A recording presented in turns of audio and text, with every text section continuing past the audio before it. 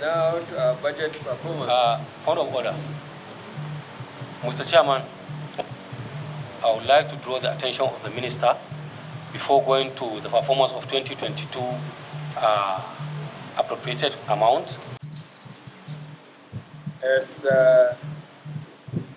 it's a common knowledge that the United States government has requested its citizens to be on red alert, and some other countries also are wishing or are willing to do the same. If you remember yesterday, the Security Council met and we discussed this threat, and it was believed that we will not take it lightly.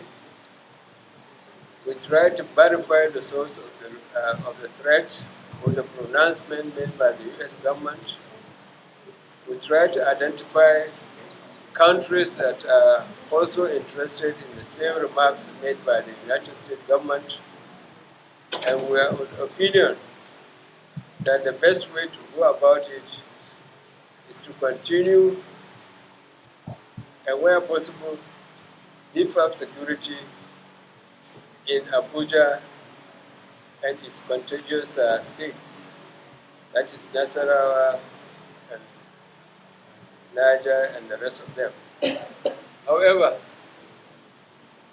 we believe that there is no smoke without fire, and in that regard, we were able to subject the details to our intelligence organizations, and they have provided answers to those areas which the government is in doubt.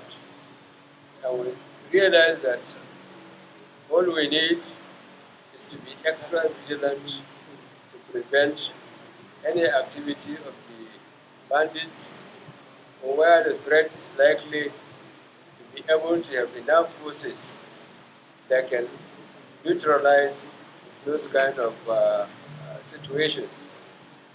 I want to assure members that the government is on top of the situation based on our security meeting and based on what we have on the ground. I think what we need is prayers from the United States not giving us information that will make our citizens either confused or not be able to take appropriate action. And our Minister of Foreign Affairs is taking that up to ensure that information of such nature are brought to the notice of the ministry before disseminating it to other into the society. I think we are on top of the situation. The threat is not very real, but we are not taking it kindly. We are doing all we can to ensure that the peace and progress of Nigeria is maintained. Thank you, sir.